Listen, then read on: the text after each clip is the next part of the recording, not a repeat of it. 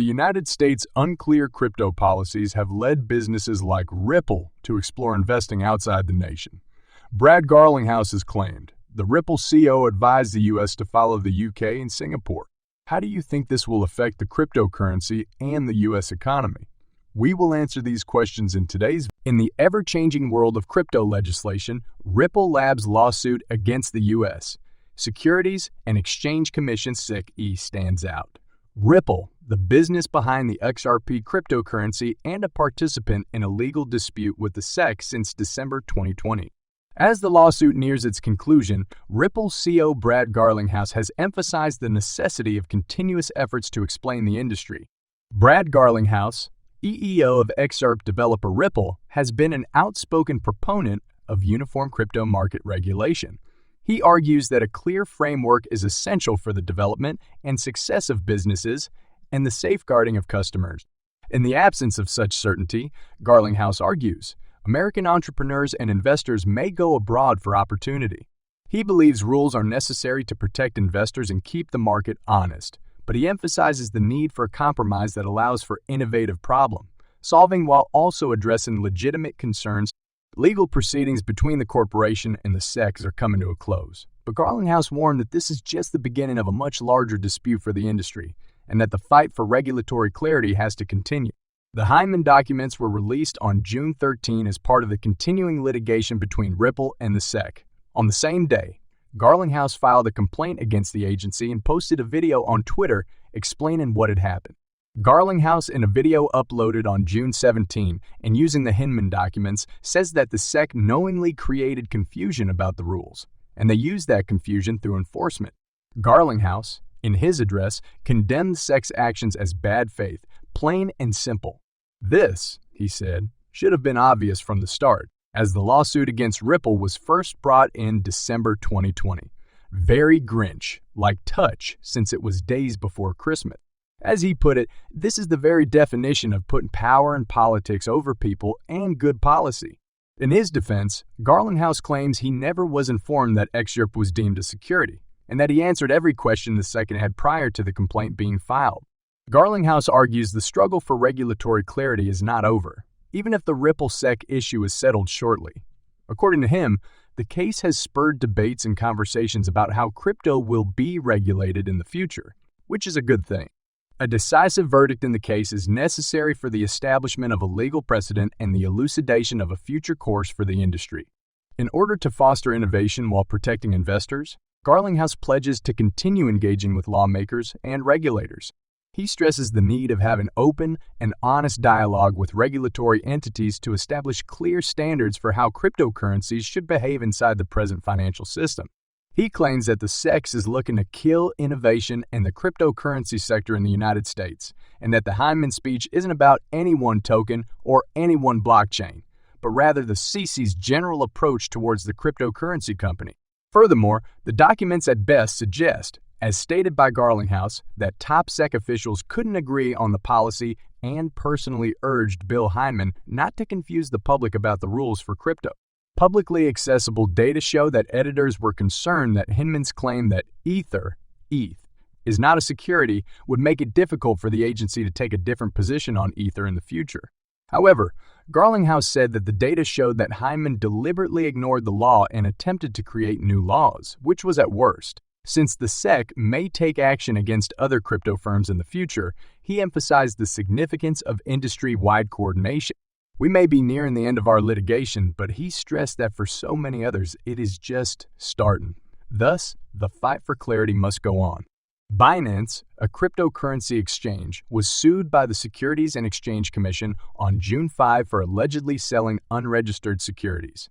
The next day, the regulator took action against Coinbase for identical grounds, according to newly disclosed court filings in the Ripple vs. SEC's lawsuit. Ripple is said to have paid 6 exchanges between $1 million and $5 million to list XRP. In light of these allegations, Ripple's Chief Technology Officer David Schwartz has issued a response to provide some light on the situation. Schwartz elaborated in response to a conversation started by the anonymous self-proclaimed detective scam detective. Remember that in the newly published court filings, Exhibit 220 was highlighted by the crypto basic as evidence that there are reasonable reasons to assume that XRP does not satisfy the Howey test. If this came from the SEC itself, some supporters have said it would be game over for the agency. However, Mark Fagel, a former attorney for the SEC, has said unequivocally that the SEC did not author the paper. Scam Detective has recently tweeted about this as well. But he also claimed that a legal company drafted the agreement on behalf of Grayscale Investments. Scam Detective said that the legal firm's conclusion that XRP is not a security was supported, in part, by the fact that Ripple does not facilitate XRP trading on the secondary market. However, recent findings suggested that Ripple spent between $1 million and $5 million to 6 exchanges in 2017 to list XRP. Scam Detective determined that the Grayscale XRP Investment Trust dissolved in January 2020. 1. Due to these charges. According to the accusations, Ripple has been after Coinbase for years to offer XRP.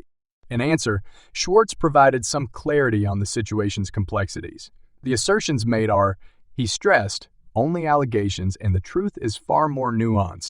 Schwartz provided an example to illustrate the processes that may underlie such claims. He elaborated that Ripple may initially choose not to pay a hefty price requested by an exchange in order to list XRP.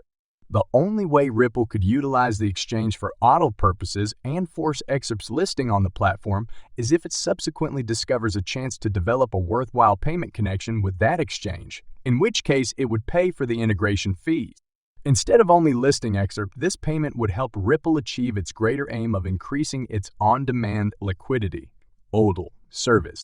Schwartz made it clear that this is just conjecture. He stressed that litigants often make charges in the most negative light imaginable without really contradicting the truth. He warned against taking the charges at face value and emphasized the need for a balanced assessment. You may recall that claims appeared in the past suggesting that Ripple paid exchanges like Coinbase to list XRP. Notably, this month, Scam Detective questioned Schwartz how much Ripple paid Coinbase to include XRP, reviving long-standing suspicions first reported in a Bloomberg piece in 2018. The story of Coinbase listing XRP is the only story I most wish I could tell that I can't, Schwartz said at the time. Pro-XRP lawyer John E. Deaton just tweeted to his 272.4 followers about the U.S. federal court's long-awaited hearings and decisions.